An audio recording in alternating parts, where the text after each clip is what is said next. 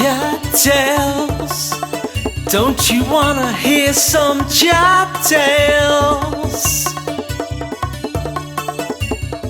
Hello and CHAP tell me up, baby. How you doing, peeps? Okay, we've got another story for you today. This is a story about the band U2. Let's go. Okay, so I'm registered blind, and I have been for a while. And obviously the charity Guide Dogs close to my heart, but they're also a great charity. It's not just about the dogs. They've got a service called My Guide, where basically they send someone out to you or whatever, and this person meets you like once a week or whatever and helps you go somewhere or whatever. So they teamed me up with a girl called Rachel, who was a lovely girl, and yeah, lovely. And basically, she, for her job, she used to design stages and stuff for the famous. And basically, she knew that I was like right into U2. So one time she said to me like, "Oh, do you and your Mrs. Angie want a couple of tickets to go and see U2 at the O2 Arena?" And I was like, "Yeah, well, how much?" She's like, no, I'll give them to you. I was like, "All right, nice one, that is amazing."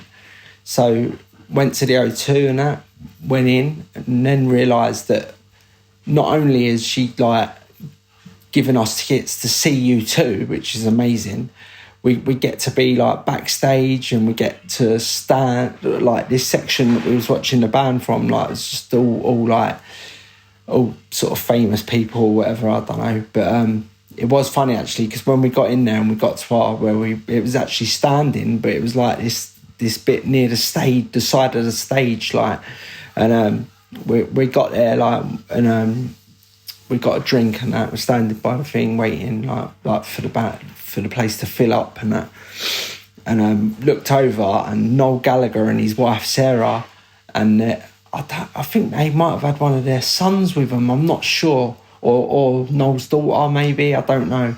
But yeah, they was at the other end of this thing standing.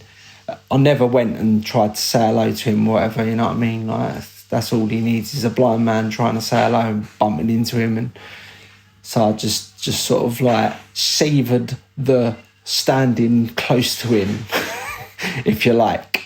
But anyway, when we got there, got down, like Rachel had said, get down a bit earlier, and I can like sort you out your tickets and that, and just like sort you out. That's all we knew anyway.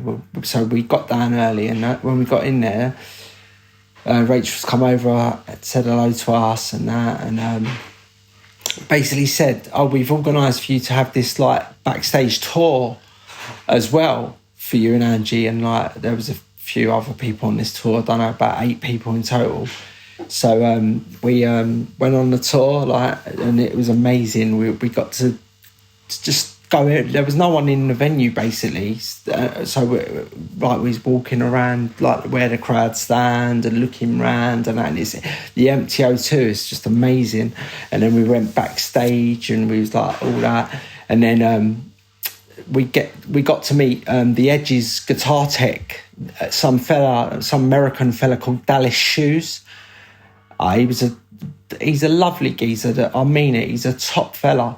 And he sort of took us, like, we're under the stage, like, and obviously when the Edge is playing guitar, he's doing it remotely, like, and so obviously he ain't got time to be hitting these guitar pedals and things like that. And I ain't joking, this Dallas Shoes had these guitar pedals laid out, and it was just like, I can't even tell you how many pedals are on the floor, like, and he was basically telling us that he controlled all of that for the Edge while he's playing.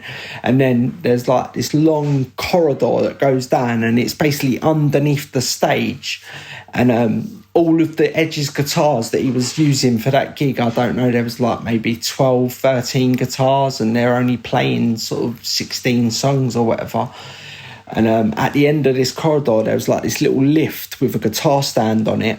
And then basically he had to run down, put the guitar on the stand, and then boom, it went up onto the stage. And then the Edge would swap guitars and put it back on the stand. He'd bring it down, he'd take it. If the Edge was reusing that guitar, he'd retune it, get it all ready for him.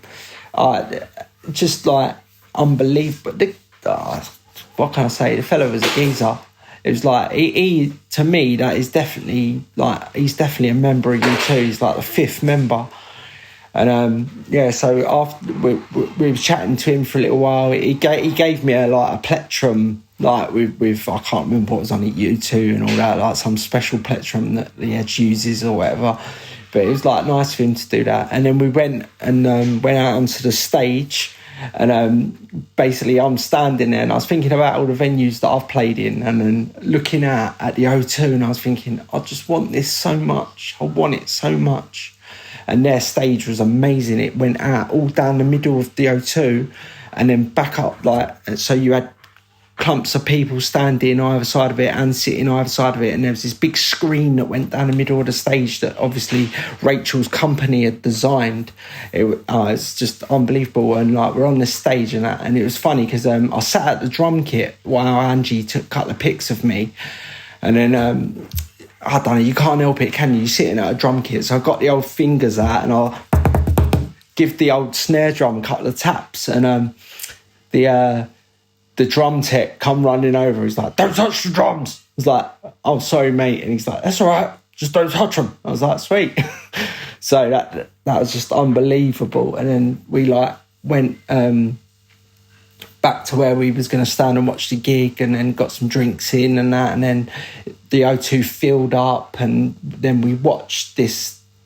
Like, they put a right show on U2, you know what I mean? It ain't just like a gig like Oasis are sort of like just stand on a stage, you know what I mean? Well, there's something about Oasis that they can do that, you know what I mean? They just give off this radiance, if you like. But not that U2 don't give off a radiance, but I think that they just like to put on this show, and it's like this big screen was showing like Dublin, and Bono was like walking on some travelator along the side of the screen, and it looked like he's walking down the pavement in Dublin. Oh, it's unbelievable. Great band. So I mean, just sat there watching that, and then when it's finished and that, we met up with Rachel and her boss and someone else, and then like as we're leaving the O2, I'm thinking like the amount of times I've been there seeing bands, and I know about that bloody queue to the tube station and all that. And then, like, it weren't like anyone couldn't do this, but I suppose people just don't think. But the old bus on the Thames, we like shot down a little another way, and like only a few people have thought of using this like water bus. But we jumped on that, and it took us down to like, I don't know where, to cross the river from the London Eye, like near Embankment, Charing Cross, sort of. And so we got on the boat with them, and we're having beers on the boat and that. It was just like a great night.